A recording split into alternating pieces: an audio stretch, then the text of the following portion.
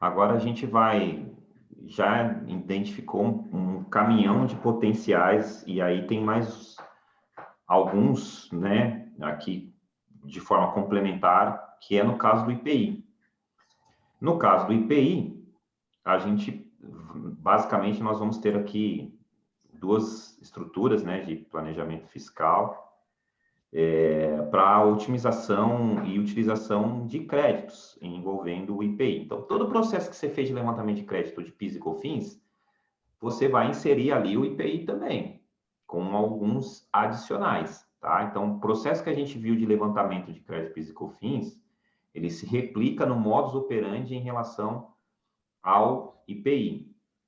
Então, o que eu quero? Quero maximizar a utilização desses créditos através da identificação de créditos que não foram utilizados, não foram apropriados adequadamente com a finalidade de ter um ganho de cash flow com a utilização desses créditos.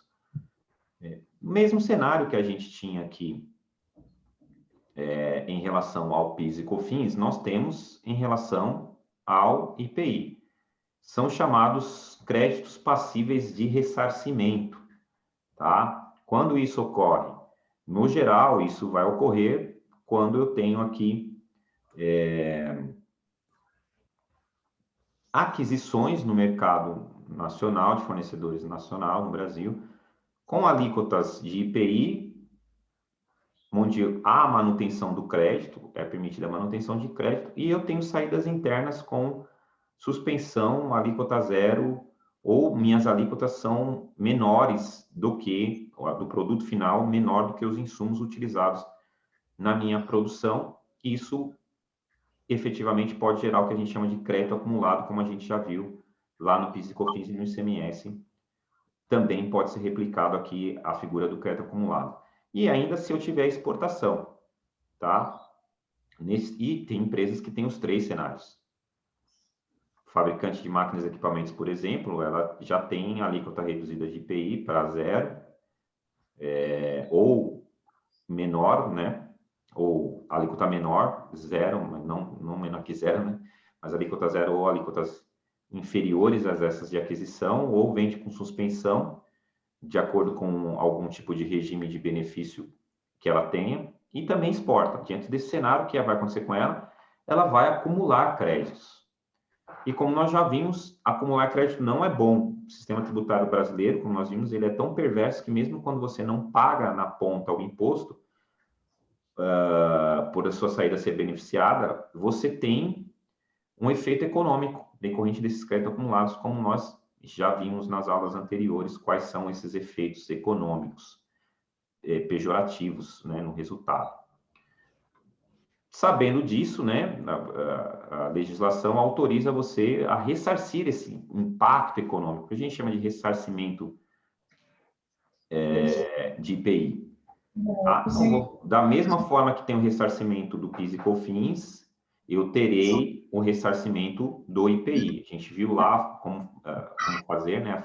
A forma como fazer a gente vai ver na aula que vem, aliás, o processo, né? O procedimento de ressarcimento, como vai essas informações dentro da DECOMP, é a mesma coisa aqui em relação ao IPI. Então, eu posso utilizar esse IPI a ser ressarcido num pedido de ressarcimento quando eu tiver aquisições vinculadas às receitas não tributadas no mercado interno ou no mercado externo.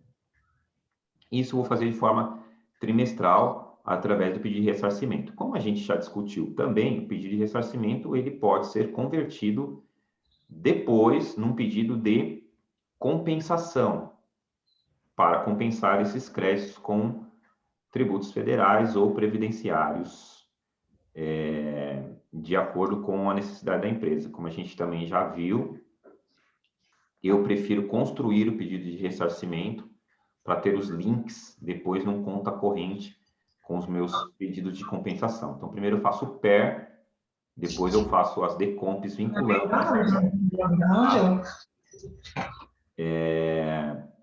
Adicionalmente a esse, quando você está fazendo um processo de levantamento de crédito para o PIS e COFINS, você também já está fazendo para o IPI, ok?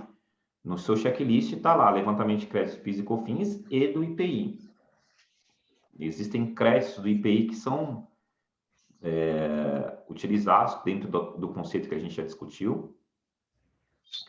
E o mesmo trabalho que eu estou tendo para o PIS e COFINS, eu já utilizo para o IPI. Você vai voltar nos procedimentos? Os procedimentos vão ficar lá para frente, na próxima aula, tá? Porque o procedimento é a parte final.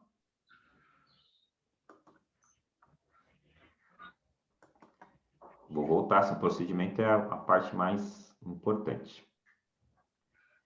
Eu não sei se dá... Eu não quero entrar nos procedimentos hoje, porque eu já vou entrar no procedimento e já vou conectar com a aula do que se der errado. Se der errado, como é que eu construo os lastros, né, comprobatórios e a construção do manifesto de inconformidade. Outro item que a gente pode trabalhar o IPI e fica aqui de forma perdida. Então, lá no empresas que estão no lucro presumido, por exemplo, no regime cumulativo, a gente já viu que pode levantar aquele crédito de PIS, COFINS importação pago lá.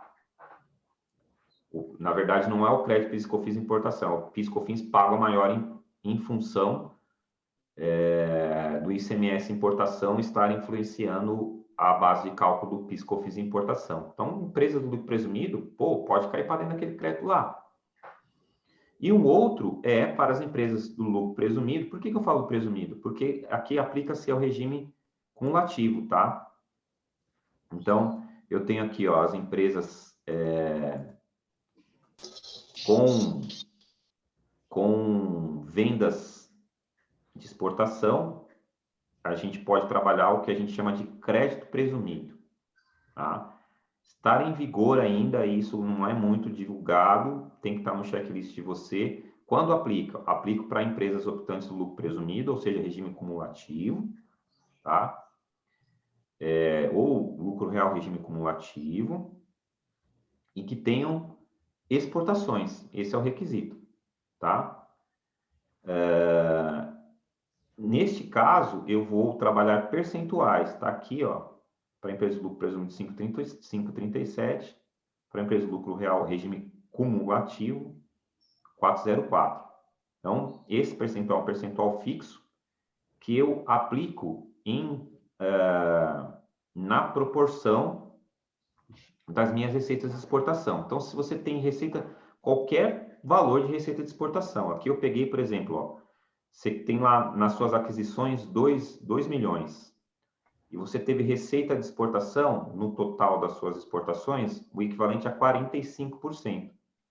Então, sobre as suas aquisições, né, materiais adquiridos, né, ligados aos produtos exportados, você calcula proporcionalmente a sua receita de exportação. Então, peguei aqui, ó, 45% sobre o valor das aquisições, e aí aplico este percentual que é um crédito presumido, tá? Cheguei aqui, ó, em 48.330. Este valor é passível de ressarcimento, e tudo que é passível de ressarcimento também pode ser utilizado para compensação, depende aí a critério. Esse item tem que estar no seu checklist quando você for analisar empresas do lucro presumido ou do lucro real regime cumulativo que tenham exportações. Um adicional passa batido aí direto também. As empresas têm direito a esse crédito presumido e não o fazem, tá? Então, mais um item que você pode incluir no seu checklist de levantamento de créditos, chamado crédito presumido IPI. Da mesma forma, existe a necessidade da gente construir todo aquele racional, como a gente viu e vai ver na próxima aula, a base estrutural, documental, e como isso vai para dentro do meu pedido de ressarcimento, tá? Então... Ele, nesse caso, é somente exportação mesmo? Equiparadas não entra, né? Não entra. Não, as vendas, as operações com venda específica de exportação também, tá? Então, tanto a exportação quanto a equiparada exportação, que é aquela que a gente chama de venda para comercial exportadora. Que no ICMS tem a chamada remessa com fim específico de exportação, né? É uma remessa, mas é uma venda. Então, é uma operação que existe que quando eu posso exportar diretamente, ou eu posso vender para quem exporta, tá?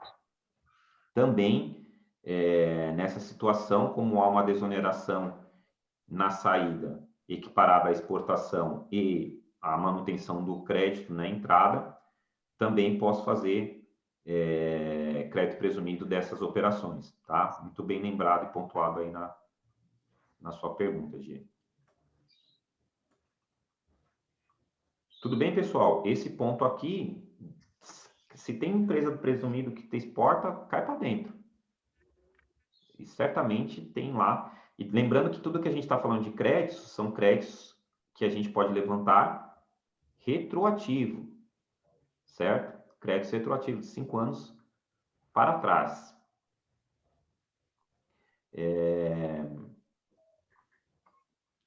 Tudo bem até aqui, pessoal? Tranquilo? Eu vou entrar aqui, então, na forma de como a gente faz estes procedimentos, tá? Vamos entrar, então, portanto, na parte mais importante, que é a parte de instrumentalização desses processos e desses procedimentos. É a parte mais importante que a gente precisa agora, é saber o como faz e os cuidados que eu tenho que ter para fazer esses processos, as construções desses processos de levantamento de crédito, tá? Eu diria que é a parte fundamental, estrutural de todo o processo que a gente viu até agora.